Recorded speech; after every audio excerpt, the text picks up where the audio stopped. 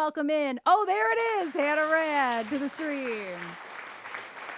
Yeah, cheers to you. Cheers to you for working through the IT. I love a good live IT moment. You know It's my what? favorite thing in the I feel like that's what would Twitch be without that, you know? It world. is. I don't know what it would. I genuinely don't know. You got to make it happen in real time. I heard the goat scream. Dad, it was who did that. Thank you very much. I appreciate that. That was my dad, yes. I'm sure that my parents are listening while eating dinner right now. I love Um, it. yes, that's what we were doing. I mean, you streamed for like a million hours yesterday, and I, through our dinner I time, did. through Trisha's, or I mean, through my parents' dinner time. I tried. You know what, Erin?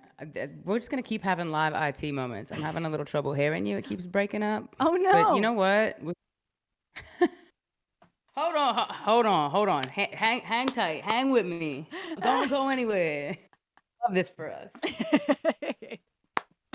Hello, hello, hello, hello. Check. 1, 2, I 3, 4. You know what? I can hear you. It's like it breaks up and then your voice speeds up like crazy. Oh, interesting. I'll just talk a little slower than normal, maybe. Slower is good. Slow is good. You know what? By the time I finish this glass of champagne, it will make sense. It'll all sound normal. Yes. Yes. Yeah, it sounds like internet buffering maybe, which is super possible. But as long as you can understand the majority, I think we're good. We're fine. So Gotcha. y'all, so Hannah has been one of the people we've been watching for a long time on Twitch. Little did we know that Twitch is just like the tiny baby iceberg of Hannah's career. And so I think that we heard of you because you rated our channel during Twitch's Women's History Month last March. Mhm. And Yeah. I think I don't know how you found me. I don't know. Was it random? Did you just go through the shelf and you were like, she No, looks cool? I mean, yes, one, you're cool. Two, yes, I knew of you. Three, I worked pretty closely with Twitch during Women's History Month Okay. last year. And in doing stuff, I know you saw a lot of the stuff that was being pushed to the front page. There was a specific carousel for women identifying creators. Mhm. But then I was also working with Amazon on a series for Women's History Month. As you know, it's Yes. Amazon who owns Twitch, it's that whole world all comes together, which kind of brings all of the worlds that I live and stream and do live events in all together. And they were like, who are we rating? And I was like, I had seen you in the carousel already. And I was given a Okay. list of creators whom we could rate out into things. And I was Ah, like, it's Erin, go. She's awesome. Let's push it. Let's do it. I love that. I'm so glad I asked. It was so crazy when we then finally went, okay, who was this person who rated? Unfortunately, and I don't know how, I had never been turned on to any of your content anywhere. And so we checked out your page and we started doing some digging as one does. So I can do this and talk at the same time. So you were given a list of people you could raid, which is awesome. I'm glad I was on that list. I'm glad that I had already kind of I was on your radar, which is badass. I had no Yes. idea. And here we are, like almost a full year later. I am hanging out in your streams with my partner all the time. Uh, oops, I accidentally put it under the broken one. There we go. Now we have 2 labels. How dare? How very dare? You just get 2 labels. You're just that cool. That's fine. DJ Hannah I Rad, like it. and then another at DJ Hannah Rad. Uh, Sean, listen, I spend so much time streaming. I don't even want to talk about it. And so one of the things that I always tell all of the people we have on the show is I ask people to come on the show who inspire me in one way or another. And so as soon as we were rated by you, and then we end the stream, whatever happens. You were rated by you, and then we went and checked out hannarad.com. We probably went through all your socials, and I'm like, holy shit balls. This is somebody who is, again, like I said earlier, just the tip of the iceberg is your career in terms of Twitch. And so I'm gonna start name dropping so that way everybody understands how not like of people, but of like festivals. I'm gonna start name dropping some of the places you've worked with and like festivals. Like, okay, y'all, Hannah has hosted Bonnaroo, Lollapalooza, Austin City Limits, the MLB All Star Draft Party, ESPN X Games, E Daily Pop, Fashion Nova, Cardi B's launch, MTV's Crash Karaoke, and she was a Revolt TV host for many years as well. And that's just like smidgen. Hannah started to mention the other stuff as well. Like my mind was blown that you would raid me and you would know who I am. And so if y'all like I have to say anything else about Hannah being an inspiration to me? I don't think so. that's that's it. Period.com. Hannah has a career that I could only aspire to even dream about a little bit. And Hannah, I don't know if you know this about me. I was originally going to go into radio and or television announcing, and then I was scooped up by a local wedding band. And when you work every single wedding, I mean every single weekend for years, it's you kind of get blackballed out of any other industry. So I never really got to explore that in any way at all. And so that was really disappointing. And so then coming across somebody like you who has made it happen is just like, just mind boggling. Bottling? I'm thinking about the champagne. There it is. It's mind, it's mind boggling. And so, you know, I guess that's my first question. That's where I am out of the gate. Is what happened? What was the gateway that led to this crazy career of yours? Well, before my crazy career, there is no bad, right, or wrong time to start anything. And as someone who was at one point the premier wedding DJ in New York City, you could still have a career in broadcasting and whatever you want to do. So listen, That's fair. many hats and now the RAD, my lifetime in my career. But I am genuinely blessed and grateful for the paths and opportunities that I've been. I think I recognized from a very early age that nothing was going to be good to me, and I think that's the issue of being a middle child. Really, where it stems from.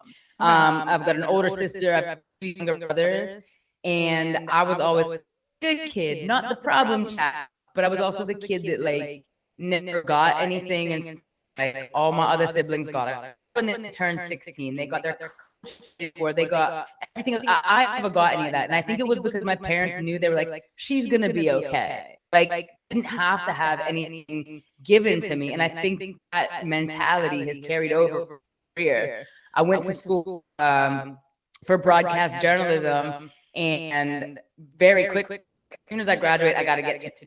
I went to a really tiny school outside of like farm country, Pennsylvania. I got to get out. I had a job by the time I graduated college, and I just worked. I have a minor in graphic design, and that was my getting into radio because I thought radio was the end all be all for me. Always wanted to be on radio as a kid. I would old enough to know when you take 2 tape heads and hit play at the same time to record or burn a CD. I've used all facilities of media, and I knew that I was going to be on radio. So back end doorway of getting in by not having an in New York. Oh no! Oh no! Oh, I've lost Hannah. In the Oh, she's back. as y'all got me. Now I have you. I lost you for a second. You know what I'm going to do? I'm going to turn my camera off for you, and maybe it'll help a little bit. Just maybe. So I can still hear you and see you, but I'm going to turn my camera off. Maybe it'll help the lag a little bit. Gotcha. But yeah, so doing design for the radio stations, then I was like, well, do you need voiceover? Do you need someone to host the 1 a.m. hour? Do you need someone to do the stuff nobody else wants to do? And so I started working in radio. That's transitioned into TV, but it's always been by matter of my own virtue and choices. I've been able to direct what I want to do, not because it's ever been handed to me. That's okay. So I have a lot of questions. Obviously. I sent you like a couple that I wanted to direct the conversation, but I Sure, definitely sure. want to know more about your college because and like your college Mhm. career because I too went to school for radio. I went to school for audio engineering and announcing. The problem was the college I went to, it was a university. It was a public university, pretty big, but it was not one of the biggest with a giant budget. So I learned on tons of analog. Everything was analog. And it almost was like irrelevant by the time I got to like doing my internship because a lot of stations had already switched over. Did you experience that too? I don't know. I I mean, it was more a matter of like the school I went to was so small. I actually chose the school I went to not because of the strength of its program. I was in school on a lacrosse scholarship, not a full ride, so still got to pay, still had the student loans and all that stuff, but very tiny school. I mean, there was only I think 1,400 total enrolled students at the time when I graduated. So that being said, not a lot of fellow students, not a ton of faculty, not a lot of resources. I went in and I would teach myself Photoshop so I could get the graphic design minor. Even though I was taking the classes, they didn't have the resources to be able to nourish and enrich the students. And I was like, I'm going to go into the radio station and do the overnight sets and learn how to run from a PD perspective and run the actual analog tapes or run it from a CD or whatever it was. And then with the digitized files coming into play at the same time, kind of bridging that gap. And I think that's something that has carried over now as well. A lot of the TV work that I've done and transitioning into my own production company and running stuff behind the scenes, I never knew how to shoot and edit and film from like a TV perspective standpoint. I had to do it because I had no budget and no people to do it with me when I first started in TV. They're like, you want a TV show? Figure it out and do it yourself. But it better be up to snuff because if it's not going to make it to air. So I was just like, I feel like my life has kind of always been a matter of just get it done. And more so the like subtitle of I'm just going to figure it out. Much like today. And like none of this stresses me out whatsoever. It's like life happens, things happen. And it's like a bad technology, bad moment doesn't define a bad day, doesn't define a bad life. Like these are things that are so fleeting Mhm. that there's so many amazing things that you can take out of it. Now we know what this is, and now we can grow and breathe and see what guest store has to offer down the line. Much like anything else that I've had to encounter and face that most people would see as a stumbling block or a hurdle. I was like, this is not a full brick wall we can't get through. This is something we're going to get over together, and we're going to go through it. And so you mentioned, and also I want to say, me turning off my video was integral in us getting a clearer picture of you. So mental note, uh, A don't quick run too refresh. yeah. Oh yeah. See, I haven't even gotten one down yet. Bitch, you gotta slow down. Oh, Trish is almost gone too. Never mind. I gotta speed up. Never mind. I'm in the wrong. Okay. So what I was gonna ask was, so you mentioned you had to kind of just you are sink or swim. I am very much the same way. If you want to do something, sometimes you just gotta teach yourself how to do it. You just gotta fucking push yourself over the ledge. Just do it.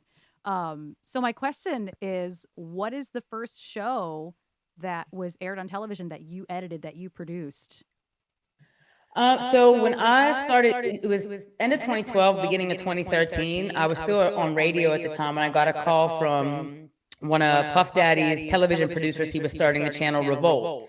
And he was like, this is all hip hop. This is all young black creators. And for some reason, Hannah Rad was the first call to be the first host on this channel. A girl who does dance music out of New York, tattoos, punk, gay, totally not hip hop. He called me because he saw something and understood that I had that just get shit done mentality, which he has had throughout the course of his career as well too. From starting Bad Boy Records and doing what he's done, his business acumen is unparalleled. And I think he saw that in me no matter what I wanted to talk about and do. I came on board as one of their news anchors and hosted their daily live show, which was with a team of people. But about 3 months into that, he's like, all right, we brought you on here to talk dance music on this hip hop network. He's like, we're giving you 30 minutes every Saturday night, which is like prime time before people go out to all the EDM clubs and all that. 30 minutes and do what you want. Pitch it, pilot it, shoot it, show it to me, and then we'll push it to air. So I called the show Elevator, as in elevating the culture. It ran for 5 seasons. I was the executive producer, talent booker, host, lighting, oftentimes B camera. I was audio, and I was the producing editor. So while I wasn't physically editing it myself, I would sit in the edit bay with another individual who was also my cameraman. And we were a team of two who for 5 seasons had the longest tenured show on Revolt. For yeah, 5 years, over 150 episodes. We never missed a week, even with a ton of travel. When we would want to do like special episodes, specifically around like the bigger EDM festivals, Ultra, Winter Music Conference, EDC, Tomorrow World. And because of my connections in the industry and the colleagues that I've made throughout a very long career, I was like, we don't have a budget to go send me and my team, me and again, one other individual to this festival. I would barter and I would say, hey, festival people, if you let me come and interview artists and you pay for passes, transportation, and flights and hotel accommodations, I will give you 30 minutes of TV time. And it'll fully be one episode of, this is the all EDC episode of Elevator. So basically, I was just bartering free TV time to get us on the ground and break news stories from these festivals. Wow. That is incredible. And obviously Revolt started to make a name for themselves. The fact that it was built from the ground up anyway by Puff Daddy. So it makes sense that they felt like there was something to gain. That was one of my biggest questions is like how the fact that Revolt even happened. I know, what are words? Hannah's like on my screen right now, guys. Do you see that? Hannah's on my stream and on my screen. That's and also I'm turning red, but it actually doesn't have to do with anything but champagne. Champagne literally makes me like beat red. By the way, I've had people be like, "Are you okay?" I'm like, "Yes, I'm fine. It's champagne." It's just a little bit of blush. It's fine. It's fine. But yeah, I was absolutely like when you were on actual Hulu, was it last year? I would turn it on every once in a while and just be like, "There's Hannah." Because that is a whole other, because obviously before Twitch you were, I saw on your website there were some Veeps things, there's some Hulu things. And so how long has Twitch been a part of your life? Well, I will say, and this is a kind of, platforming off of the whole Revolt conversation. Revolt is my like television origin story and my villain origin story at the same time, because a large part of like what you had sent over in the line of questioning when it comes to mental health, there's a great piece of information that I want to share with y'all in a bit, but even before all that and prior to even starting on actual linear television, which is linear means you're on the TV. You turn the TV on and you see a channel. It's not on a streaming service. Before that, I had already understood and had an idea and known that live streaming events, concerts, TED Talks, what have you, at the advent of the first YouTube video that went off and went viral, I was like, there is something here that we are able to share experiences, not necessarily just content, share experiences with people who can't attend these things in person. So prior to all of the big festivals on Hulu and even here on Twitch, prior to COVID, because a lot of people pinpoint, lockdown, everybody turned to Twitch. I was already on Twitch. I was already on Red Bull TV, which is a live streaming app on Apple TV from 10 years ago, hosting festivals, because the mindset was, festivals are freaking expensive. And is someone from Japan going to pay for a flight to go to a festival like Bonnaroo in Nashville, Tennessee? Probably not, even if their favorite band is playing. It's expensive, one, to get there, for accommodations, two, and then three, the actual passes are outrageous. So what is the added value here? One, you get sponsors and you get a team on board to put ads in place and or sponsor the entirety of a stream, and then you pump it out on a Hulu, on a YouTube, on a Twitch. A large part of the festivals that I do now are on Twitch, but I was already here advocating for that years and years before we could not travel. It wasn't that we couldn't travel just because we didn't have the budget for it. We couldn't travel because everybody, it was like I think of COVID and lockdown as the great equalizer. There was one point in time, and not to take light of the plight of anybody who's experienced it, but at one point, a PA, a TV host, a CEO of a company, a Twitch streamer, everybody was shut down and could not go anywhere and had to figure out a way to pivot. Thankfully for me, I think I've always had an uncanny knack of knowing kind of what's coming next and seeing forward, even while still being present in the moment. And I knew live streaming events and concerts, specifically festivals, was going to be something that's going to be huge. Yeah. So I was already in that world. And then when COVID hit, we started live streaming virtual festivals, and people were streaming just like this. And I was hosting them with big artists, much like yourself, side to side. They're playing in their backyard, and oh my God, here's Green Day, but Hannah Rad's in her like bedroom studio interviewing them. Like, what is life? Well, life is the choices that we make, and we had already been in this space, so it felt kind of seamless. And then when the world opened back up, the first big event that took place was Lollapalooza, and we live streamed it on Hulu. And that was the first big one. 100,000 people attended that weekend. And thankfully, with a lot of great health and protocol procedures in place, I think they had only 10 cases of COVID reported back by tracing and contact tracing. So we did it in a very safe and secure manner. Yeah. And I think, well, I'm hoping. What do you think will happen? Are they going to continue events like Lollapalooza? Are they going to continue in live streaming, or do you think they're going to be like, we're kind of over this? No, they're definitely going to continue. I mean, I think it's not really out there yet, but I can tell you right now, we're back on Hulu again for Lollapalooza, Bonnaroo, and ACL this year. But that's incredible. I don't think I'm allowed to say that, but I said it anyways. It's fine. I'll just like put a beep through the VOD. but there's a lot happening, and the world right now is understanding and recognizing it. I work with a great team over at Amazon, and specifically the Amazon Music team, who I've been fortunate enough to do a lot of great streams with. But there's a woman over there who's been working on literally Twitch, even before Twitch was Twitch, Justin TV. Yeah. 10 years ago, she has been in this role as the executive producer of all live content. And only in the past 3 years has there been a huge influx and a push behind it. She, much like I, saw this way ahead of time, and she's been building this framework. Last year in 2022, Amazon Music did 175 live streams on Twitch. 175 individual. No, 150, pardon me, 150. This year on the calendar is 275. So that's nearly, if you think about it, it's one almost every day. You're not taking a lot of time off. No. So when we're looking at what the future is and the expansion of it, it went from a really slow build. Like if you just take this woman's career and my understanding of knowing her, 7 years of building, clawing, scratching, people not understanding what it is. Even for me, many years ago, coming from that linear world, I was like, I'm on TV, baby. I can click a remote and I'm on TV. And I was very confident, bordering on cocky about it. But at the same time, I'm like, she saw something and I saw something, because for those 7 years before it finally started to take off, she was like, now watch how quick it goes, even by virtue of the ratio of what happened last year to what is happening in this year ahead. It's still growing. There's no signs of it stopping whatsoever.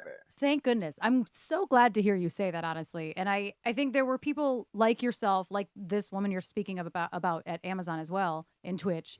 But like back like 10 years ago, do you remember, and did you ever use, what was it called? I want to say YouTube so bad because it sounded just like YouTube, but it wasn't. It was a live streaming service that was before Periscope, and it was like, I don't know. I used to stream my gigs from it. I would play at coffee shops and stream my gigs from it. But do you know what I'm talking about? It was Periscope was the one that was built right into Twitter, correct? Yes. This was. And then there was it called Ustream? Maybe. It might be. Maybe. I lost. There was another one though. I know of what you're talking about. Yeah. And like I feel like what happened 10 years ago, this is because I was trying to do this in 2009 is when I was trying to live stream from a crappy little laptop in a Big B coffee, and it was cool. I think the one that I am thinking of is Ustream, but there's another one. I'll wake up at like 4 o'clock in the morning and remember what it is. Uh, but I was attempting to stream from this website from a coffee shop, and I had this gig every other Sunday for a while, and it was cool. A couple people would tune in, but like technology wasn't ready. Like people didn't own the technology to watch it. Like you had to sit at your computer. Smartphones weren't a thing yet. It's it was just so difficult, and I kind of gave up on it personally because I got scooped up by a wedding band. So it just wasn't a part of my life anymore. But I also want to think that I was at the forefront of that. Uh in a way. I I love was it. trying. I was trying my hardest anyway. Uh but yeah, you started to go on the mental health stuff because that was one of the things I wanted to talk to you about. Other than I have to like make myself not ask you about all the times you've met Lady Gaga until the end because then we'll never talk about anything else. So I have to make sure I ask you all the questions. Sure. But in terms of because this is loaded as hell, and I know this is loaded as hell because when the world locked down, that meant a lot of things for a lot of people. Yeah. And so just let's start with Twitch. When it came to kind of being able to play out again, how did Twitch affect your mental health when you started kind of using it more and more between interviewing people, between DJ sets? How did it affect your mental health?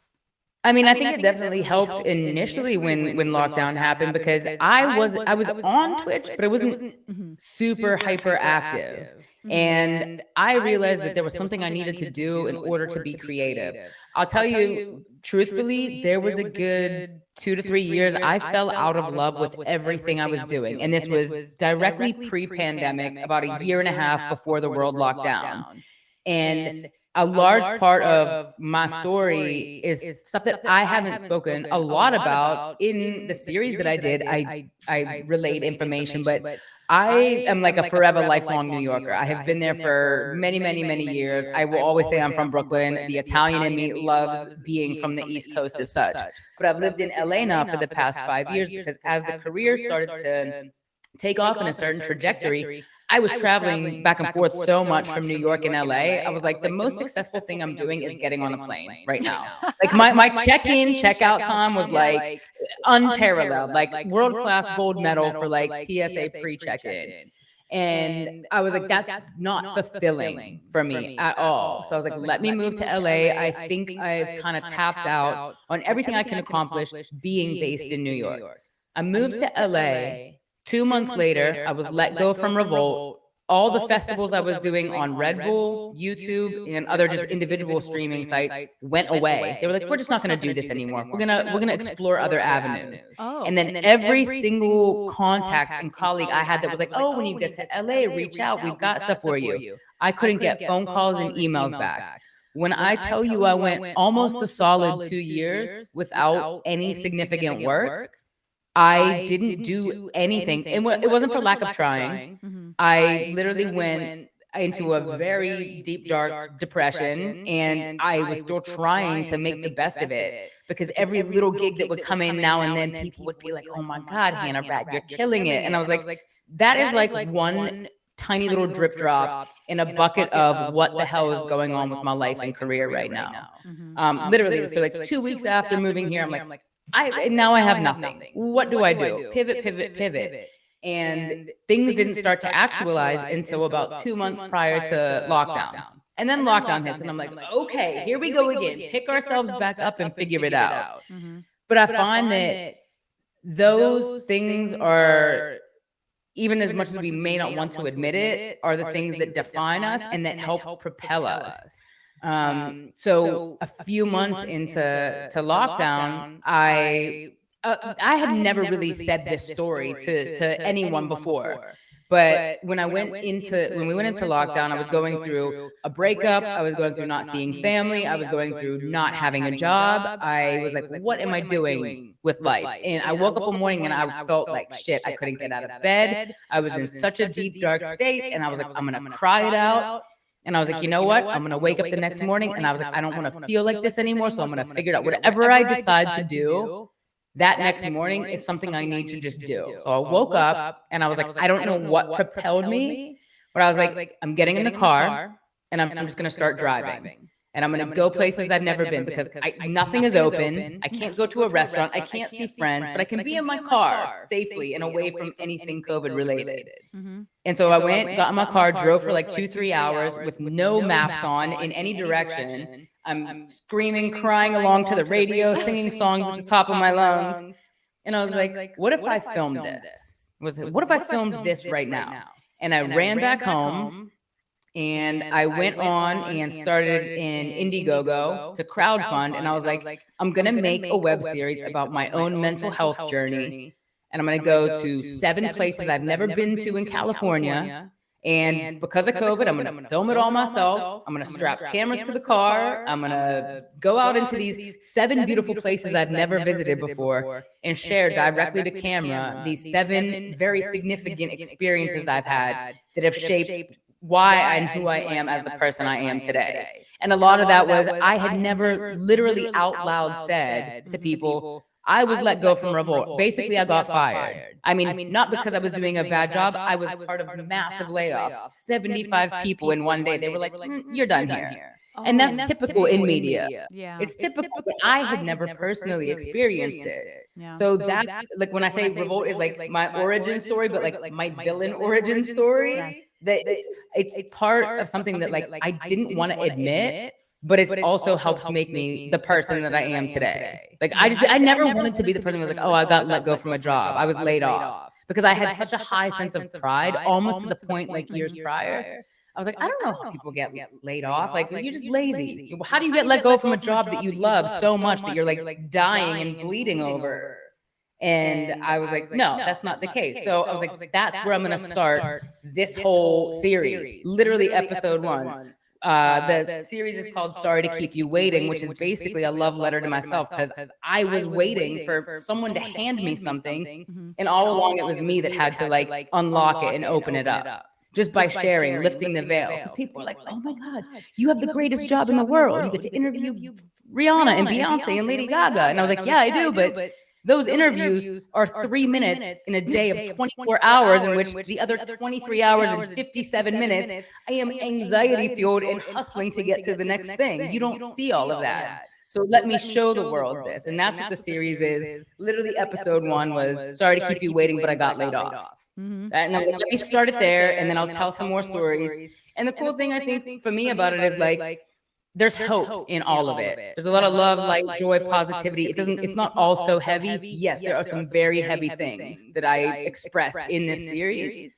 But at the end of the day, there's hope. And it's all about being able to communicate, talk to yourself, talk to others, and allow your mental to shine as much as you do your physical, your financial wealth, your emotional wealth, all of that. And the vulnerability. Okay, so I'm going to tell you, I watched all 7 of them because I'm me. Mhm. And when I am going to talk to somebody that I want to know more about, I will dig. I dig. And I feel like you're probably the same way. I'm just going to go out on a limb. Yeah, I dig. And so I watched them all. I had started watching them, I think, a year ago when you had rated us, but I never continued. It just kind of fell off the radar for whatever reason. But I watched them all. And my favorite part, about every single one of them is that you're like, I'm going to make a point to talk about the thing, whatever the topic of the episode is. I'm going to talk about the thing. I'm going to cry about the thing. I'm going to ugly cry about the thing on camera. I'm going to ugly cry about the thing. And then I'm going to leave it here. Yeah. I'm going to leave it here in whatever type of space it was. I absolutely adored that vulnerability.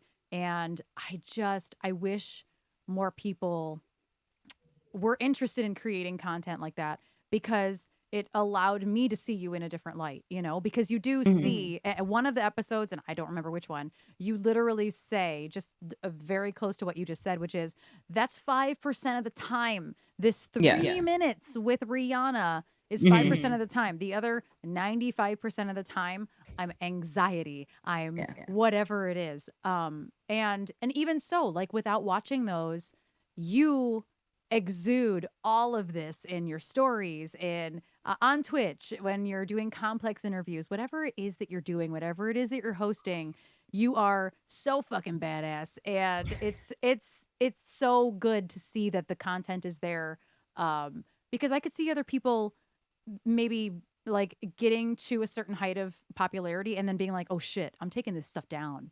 Like, I don't want to be that vulnerable. Now that Yeah. I am on the Amazon Music channel with 5,000 Mhm. viewers at any given time. So I applaud you for doing that, for posting them, for keeping them there, because it just shows how much work you've done and where you've been. And one of my favorite things that you said, and I actually wrote this one down because I wanted to be able to say at the end of episode 3, Yeah.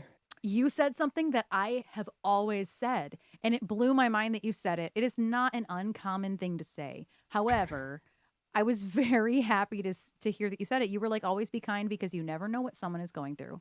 Mhm. Uh, and that can go for your physical health, that can go for mental health, it Mhm. can go for a lot of different Mhm. reasons. And I say it because, and this will make you laugh. Uh, the moment that I realized this was true for me was I was in California at a Mhm. show, and I was having this terrible endo flare. Like, traveling for me is terrible anyway because like when your body doesn't work right, it's just not fun. Like, it's Yeah. just when your body doesn't work right, it's just traveling is very difficult when you're uncomfortable because your body reminds you constantly that you're uncomfortable.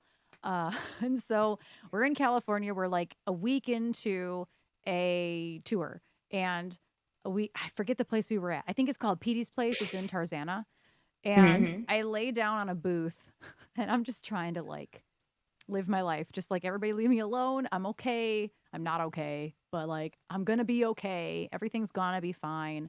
But I lay down in the booth and the owner at the time comes up to me and he's like, "Are you okay?" And I'm like, "Dude, I mean, like, I'm not, but thanks for checking. Like, I appreciate you, but like, if he's like, well, if you need anything, like, let me know." Um, and he was like just rambling nervously, and then he goes, "Do you need a Midol?" Mhm. And I'm like,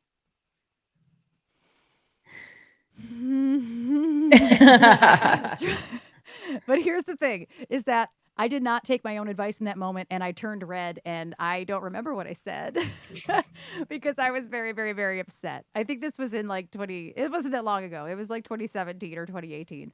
And the poor guy took all of my anger and came back to me in kindness. And Yeah. that was the lesson. This guy did not have to do that for me.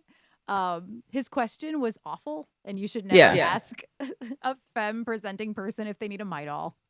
Right. That was terrible. But the lesson there was I was so mean, man. Like, I blacked out.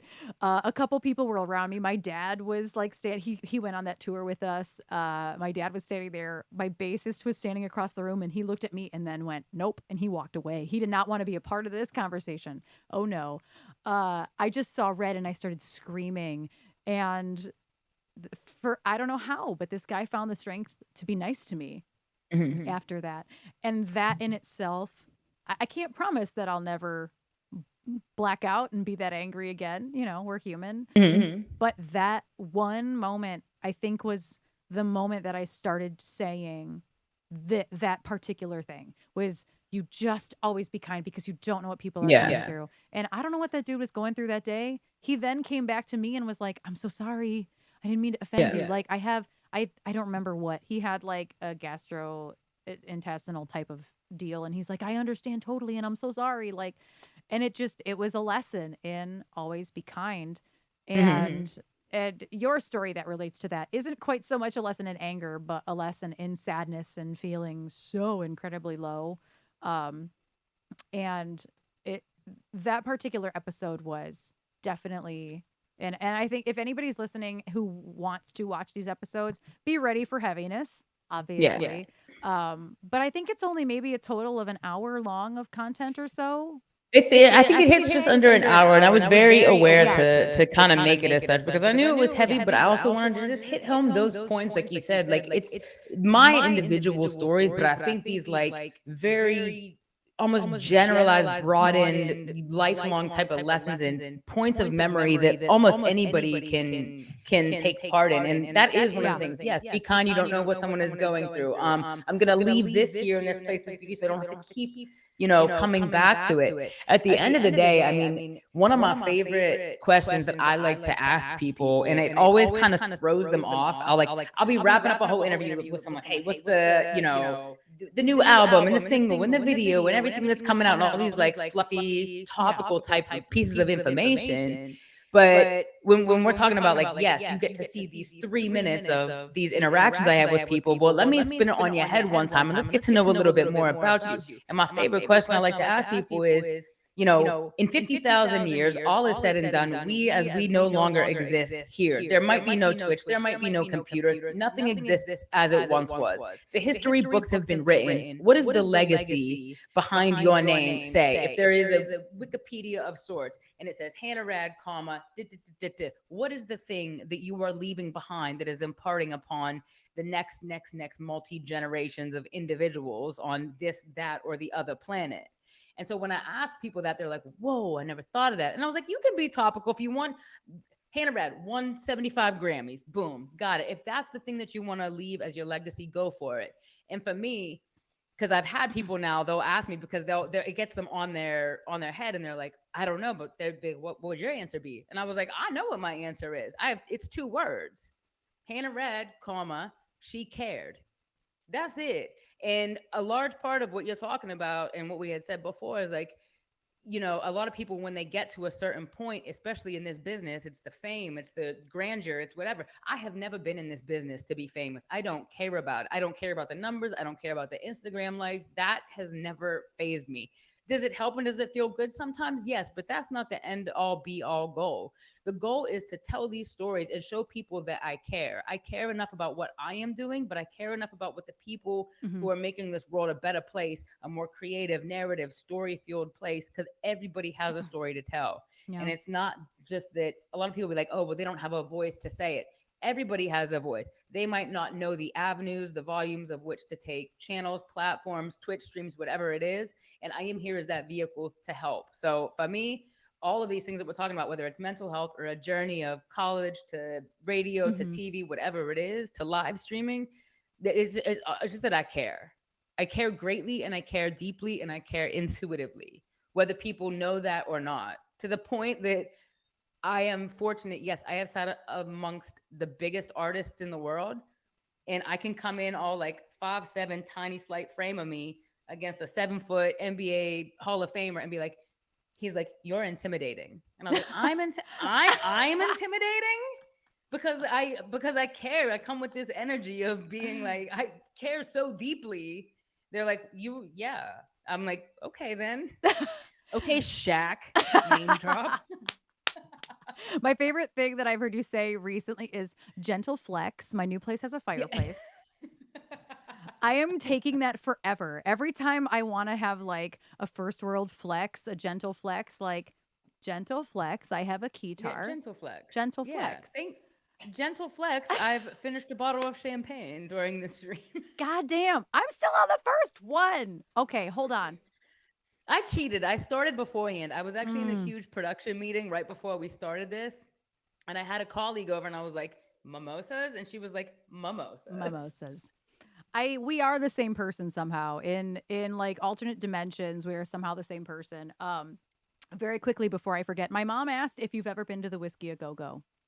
Of course I have. That's an LA staple. That's legendary. That's iconic. That is the LA Dolls. That is just, you name it, they have been there. And when I say they, give me the Nikki Sixxes and the Tommy Lees and the everybody who's been there all the way up till today. Yes. Yeah, it's legendary. You can smell the 80s in there. Oh, you can smell a lot more in there. There's a lot. So we've played there twice. It was experience both times because it's a pay to play spot, unfortunately. I don't know if it still is, but mom wants to know, who did you see there? Oh gosh, don't ask me that. There's a few years where I'm just like, sure, yeah, I saw them. I saw them. Also, I've always wanted to know how tall you are, so thank you for not having me ask. You gave it to me in a little package, and I love that. I wanted to believe you're short like me. I really wanted to believe it because you always have giant high heels on, so I was convinced.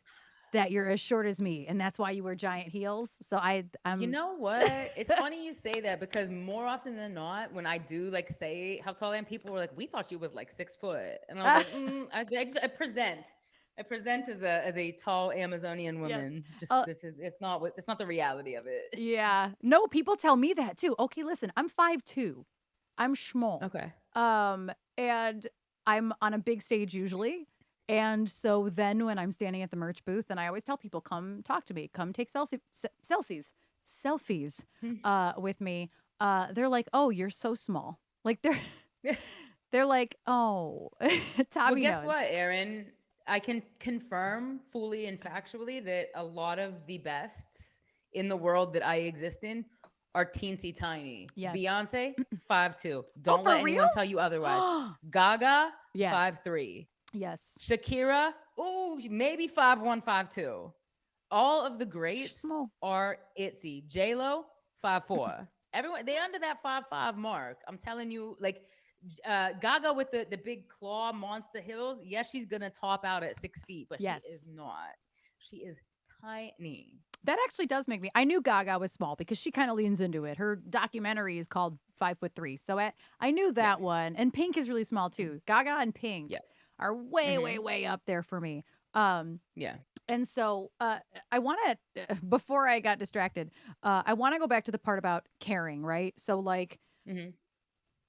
this is a really hard question to ask because it's I feel like it's gonna take you a minute to even figure out how to answer it. So my apologies in advance. It's But okay. like, are there people that come straight to your mind about in terms of you caring, people who saw right through you that you interviewed who were like, other than Shaq, because he might be Hmm. one of them, who are the people that you've interviewed who saw right through you and who were like, wow, and like you're fucking cool. Like who weren't Oh, just surface level. You know what I mean? 1,000%. I know the one, the first, the most memorable and the most kind that, was presented as not. Hmm. So I'm not even gonna say the name yet. She's massive. She's from New York. She was 8.5 months pregnant when I had a 2-minute interview sit down with her. Her team was very clear. We have 2 minutes. She is in the studio. She is about to go into labor any minute now, probably, Wow. and she doesn't want to do a long sit down, nothing lengthy, don't talk politics, don't say, these are the highlights, get in, get out. And I was Yeah. like, okay. And it's that's not untypical. Yeah. I walked in the room to the private residence house studio, not a gentle flex, just a factual space of where we were. Yes. And around the kitchen corner comes Alicia Keys, glowing, pregnant, ready to pop. Literally, she gave birth a week later. Oh my Uh, gosh. uh, we meet. She was going through her whole barefaced, natural, no Yes. makeup phase. She looks at me and we sit down and we spent an hour talking to one another. She said she told her manager to leave the room. She said keep the cameras rolling. She said she told her manager to leave. She told her PR to leave. Oh. And I've been fortunate enough after that moment, she got it right away. She All I had to do was say, "Hey, I'm Hannah. It's so beautiful to meet you," or something along those Mhm. lines. And she's like, "Your energy is really good." She's like, "I felt you come in the room." Like she's like, and I've been told this before. They're like, "Your energy and aura walks in the room about 10 feet before you. Like we feel you coming in because it's just I'm all warmth and welcoming. It's been a crux to get there because Yeah. people see the tattoos and the short hair and the piercings and they're like, whoa, badass. And I'm like, I am the biggest softie in the world. And I just want to hug everyone with my warmth, if not my physical arms. And she got it. She got it for sure. We spent an hour talking, and that's Aw. not uncommon. Uh, like I said, in this line of work, I'm definitely given parameters from time to time. You have 5 minutes. You can only ask these questions. Mhm. And I end up sitting with someone for 15 minutes, 20 minutes. And this is when they're super hard pressed for time at a festival, running from Mhm. interview to interview. But she is one of the first ones who really sincerely got it. And there was no explanation necessary. Yeah. She's like, I just want to keep talking to you. And it wasn't even like so let me ask you this next. It was just like you and I are doing, like a Yeah. back and forth of, we're just having a conversation. This Yeah. isn't an interview. And I've always contested that. Like, I don't do interviews. I chat with people, I Mhm. talk to people. That's it. Like this isn't like a okay. So on this day, tell me, the single is coming out. No, we're gonna get to that information. We're also gonna get to know a little bit more about you. Yeah. And that's I mean, I am quite literally the same way. I have not figured out how to I haven't figured out, maybe you can coach me on this, Coach Hannah. That sounded like Coachella. Coach Hannah? Coach and then that's the champagne talking. I Yeah. need help because I have the same problem. It's the intimidation thing. It doesn't matter that I'm small. They see the tattoos. They see whatever they want to see. They see that I'm probably Hmm. dressed in like black head to toe with a bunch of Hmm. spikes and shit. And I have the resting bitch face, Hannah. It's a problem. Yeah. I don't know. Listen, It's it's the energy. I try so it hard. happens. And then somebody will say hi and then I open up and they're like, "Oh, no, you're not so scary." But man, Yeah. I have not mastered the energy of warmth coming in before me. I cannot say that I've done that yet. So props to you because that is something that's very difficult when you want to present as tough Well, and it's funny. It's funny that you say this as such because, and this merges my professional and my personal life a little bit. I have had multiple partners, friends, whomever tell me, they're like, when you meet a guy, you are so quick to friend zone them, like in a way, just by a virtue of a handshake, of a hey dude, what's up, like, mhm, so I can show you that I am not interested in you as a romantic partner, but I'm interested in you as a friend. But I think that that carries over into the professional world, where I could say literally one sentence to someone, like a hey yo, what's up, how are you, to an artist, a director, a movie star, a Twitch streamer, a whomever, and we are already friends. mhm. Like y'all don't know me and I don't know you like that, but we always are gonna have that friend zone that we are in. And it's funny because, like, yeah, so many people have told me, they're like, "Oh, this is my guy friend, whatever," and I can see, and they'll be like, "Oh, hey, what's good?" And I'll be like, "What's up, dude? How are you?" And they're like, "Oh, skirt, Yeah. friend zone." Skirt. Literally. You hear the record scratch. Skirt. Nope. Yeah, but I No. think it works in the positive when it comes over to the professional side of things. Yeah. I think I try too hard to be professional sometimes, but I think it's to my own detriment. Like you just said, like I think that I need to loosen up more regularly when I'm trying extra to be professional. But I always tell everybody I bring on to my channel because everybody seems to be so nervous and I'm like, Hannah will be the one person who's not nervous and I am so glad. I hold all the nerves more so than you, but everybody who comes on to talk to me is so nervous and I try to give them a little. I don't necessarily go super far into exact questions because Hmm. some people don't have that much to dig on, Hmm. but for people who have lots of content to dig through, I have lots of questions I can come up with beforehand. But a lot of people are like, I'm so nervous. I'm like, no, no, no, no. I'm not interviewing you. We have to start We're just somewhere. talking. Yeah, we We're have just to start talking. somewhere. And then it ends up being a conversation. My interview, see, I always say interview, but it's not. My chat last week ended up like 30 minutes of it ended up being about him and his partner because that was far more interesting to me than whatever it is I was going to talk about. And so you have to just let the conversation go where it's going to go. And when you only have 2 minutes to do that, I can't even imagine. Like, that is Oh some yeah. next level stress right there. It's one thing to be like, I have an hour platform show and we're going to chat. But when you have Yeah. 2 minutes or whatever the confines are, like that, I don't know. How do you deal with that? How do you deal with the anxiety of that? You know what? It's funny. I mentioned it before. There was a period of time where I fell out of love with Mhm. everything I was doing because I had been doing it for so long. I was looking for a new challenge.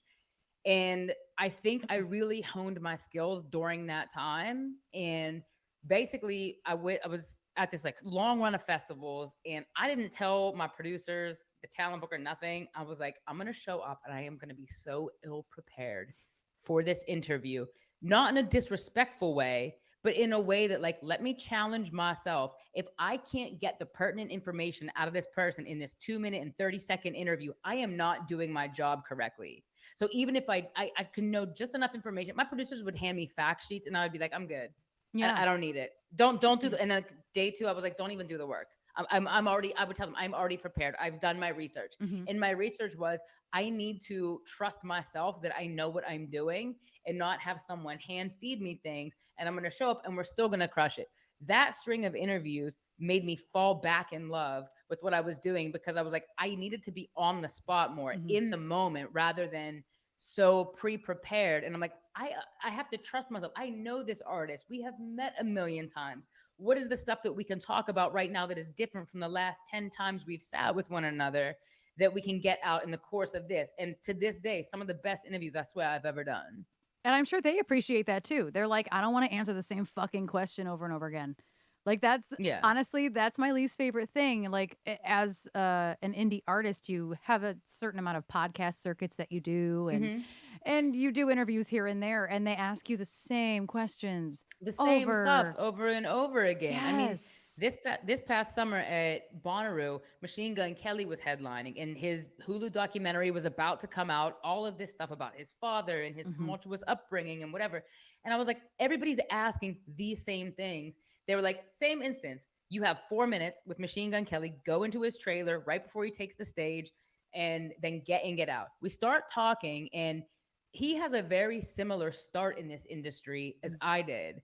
I don't know if y'all know, but Machine Gun Kelly was, and still to a certain point, is signed by Bad Boy Records. It Mhm. was Puff Daddy who put Machine Gun Kelly on for the first time ever. Oh, I did He is not the know that. first person to put out MGK's music, and Okay. still he has a licensing agreement under Bad Boy. So I sat down with him and I was like, everybody's talking about the documentary. I was like, this isn't my angle. I said, and I've met him a million times before, and I was like, yo, what's up, my friend? He's like, good to see you again. And I was like, can we just talk about how we're not, the world is telling us you and I should not be here right now. But can we just give some flowers to the man who helped put us on a bit? Like Puff helped put us on. He gave us a platform and said, do what you will with it. Much like Puff gave me a show and said, I'm not going to give you a cameraman. I'm not going to give you a producer. Go do it yourself. He did the same with MGK. I'm not going to give you recording time. I'm not going to do this. Do you want this opportunity? You better take it and make something of it.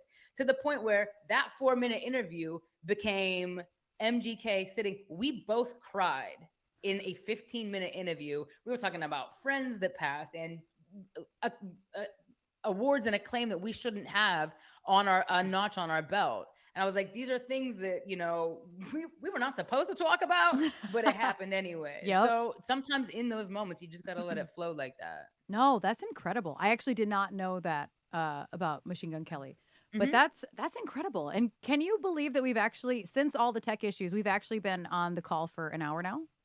That's Have we now? yeah. Mhm. Shout, Yep. shout out to guest star I treating us right. okay.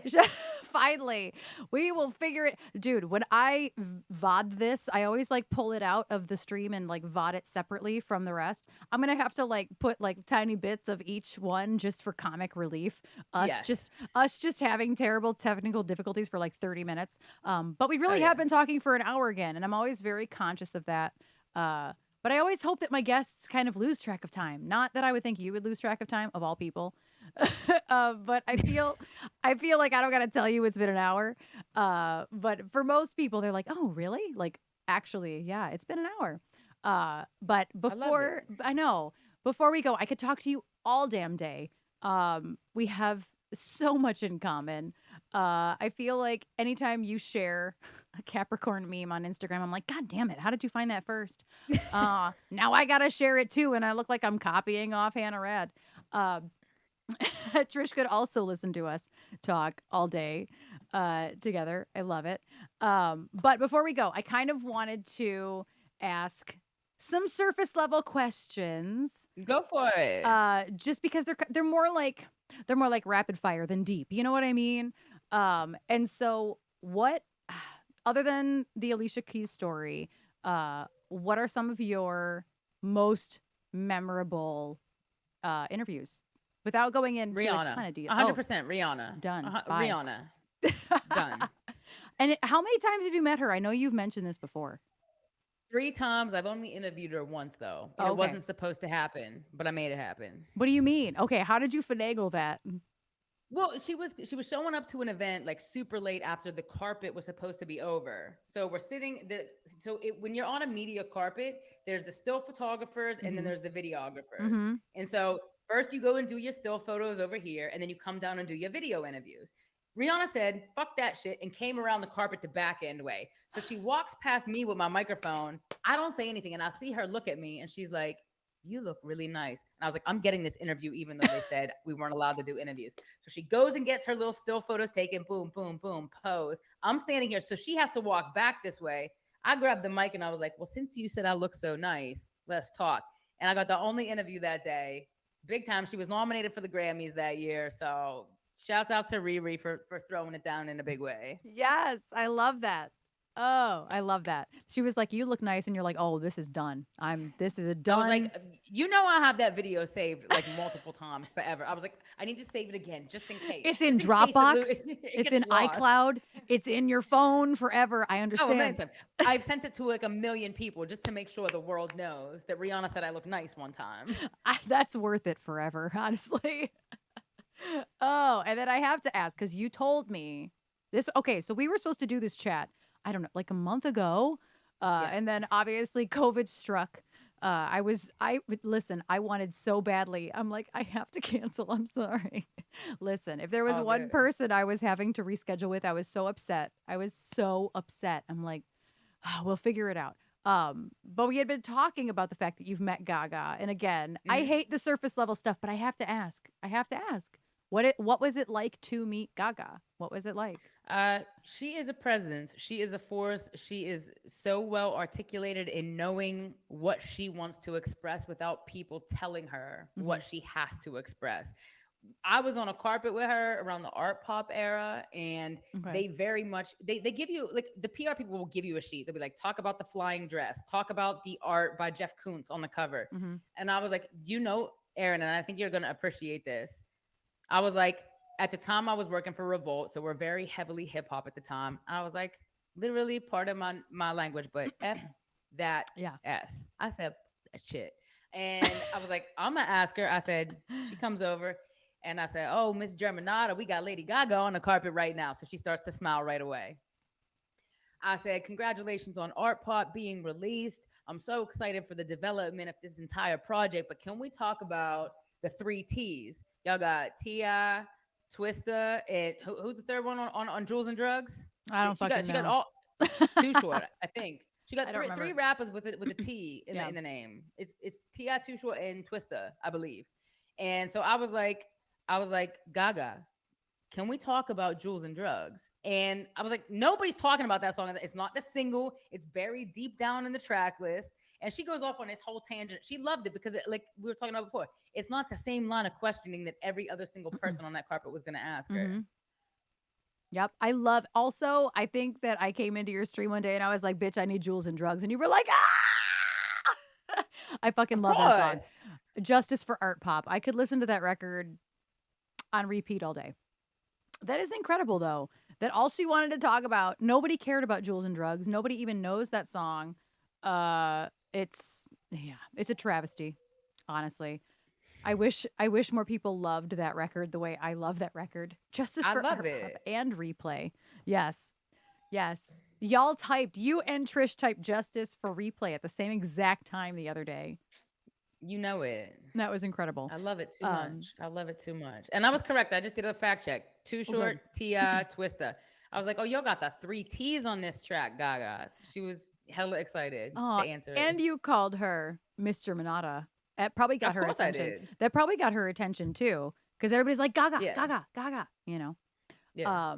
But I honestly, anyway, that was all the surface level stuff that I want to talk about. I am interested in you, and I think that's the most important thing. You know what I mean? Like, I feel like because you are like the interviewer or, people who you chat with, and it's, I don't know, I never feel like I can get to know you when I'm watching you because it's usually all about the other person. Hmm. And so that was one of the biggest reasons that I've always wanted to have you on to chat because we can watch your content all day long, but at the end of the day, it tends to be about somebody else. And even when you're DJing on your channel, you're entertaining. And so I don't know. What are the chances that we would get more Hannah Rad YouTube series? Is there any chance at all? Any tiny You chance? know what? Season two has been in the works for a long time. It's a development that we're trying to branch out just beyond myself. Mhm. But there are a few projects which I cannot speak on as of yet. That was the meeting I was having a little bit earlier today about some Ah. new content and stuff that's going to be pushed out. So it's not just the DJ sets, but a little bit more of a conversational and deep dive, a tone of topics coming out in the next. I'm not gonna say an exact time, but Mhm. it's in the next bit of time. Ah, that's so exciting, honestly, because it all paints one giant picture. You know, I love the fact that there is content that we can get to know you better, and then we can go fucking drink champagne with you and party with you for Of 4 hours course, too. of course. You know? Listen, I will never not like the DJing is such a release for me, and I feel like people get to know a lot about me during those times, but there's still Yeah. so much more to be had and to be learned. So, yeah, I'm really excited to share a lot of that with all of y'all. Obviously, there's a ton of stuff coming up here in the next month or so, but even a little bit further down the line, there's going to be a lot more to share. Yeah, and I do agree. When you do a DJ set, and I took a big risk. When I said to Trish the other day, I was like, "I'm gonna throw Party Monster at Hannah," and I don't know, that could go a couple different ways. I don't know, man. Like, I typed it and I just hit send, and I was like, "The universe, come on, somebody take the wheel. I hope that Hannah knows what the hell I'm talking about." And But do you you were also see how my mind went immediately to Gaga just by the word yes. monster? Yes. And now is it not only my fault that we're in the Party Monster soundtrack, now it's my fault that we have done Gaga for an hour. I will never blame you for that. I will only applaud you for that. Trish totally blamed me. It's fine. Everything's fine. But yeah, I don't want to take any more of your time because obviously we were supposed to be done around 6:30. I still wanted to chat with you for an hour though. I won't apologize for being selfish, honestly. Don't be whatsoever. The only reason why I'm gonna suggest that we shut it off now. I don't know if y'all could hear the dog whining behind the No. scenes, if the mic is picking it up or not. No. Little baby Shade is here with me today, and I know for sure we are about 2 minutes away from a proper situation. Oh boy. Oh yes. Okay. Get Baby Shade outside on the new lawn, gentle flex. Yeah. Yes. Make sure he's not causing a situation. No, but seriously, thank you so much for your time, Hannah. I still can't even believe that I'm sitting here talking to you. Honestly, I'm gonna have to rewatch it to understand that I talked to you. It happened. It happened. Twitch It knows. happened. Twitch Twitch knows. knows. The VOD knows. So wait, before the situation, cheers one last time. Thank you. Oh, Trisha's glass is in the frame too. Uh Woo! yes, cheers. Uh and thank you so much. Cheers to you. Seriously. Thank you so much for putting this together and putting it on. Let's do it again sometime. Let's always. You're always welcome here on the EBX Erin channel. Always. I love it. All right. Awesome. Well, Big love to your mom, your dad, and to Trash and Sean, especially Sean. Tell aw, Sean I said what's up. thank you. And big love to Shudo and Shade. And of course, Hannah Woo! Rad. Of course, y'all. Please, all the noise in the chat for Hannah Rad. And we'll be seeing you all over the place. Yes, ma'am. All right. Thank y'all. Have a good weekend. Bye. You too.